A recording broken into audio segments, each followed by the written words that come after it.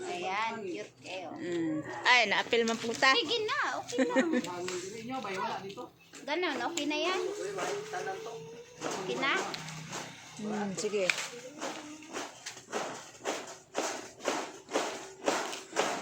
Pwede na yan. Pwede na. Siya karong mabil ng alisya. Pero di ko no niya mabayaran ang tubo tanan. Eh di naman ang 1 million ko naman. Pero ang kapital mauli ko niya. Pero ang tubo makuha niya makuha.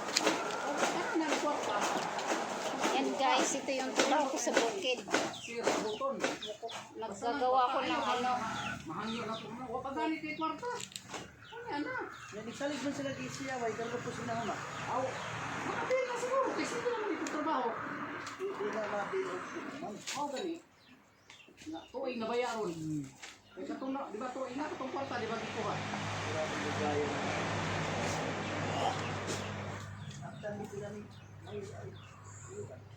Okay na sis, no?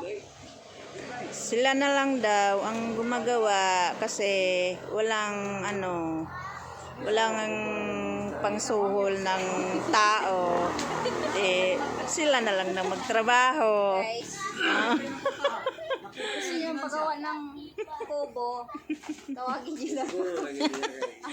Contact nyo na lang daw siya pag gusto nyo ng helper. Ini magkani kaya nga mga na.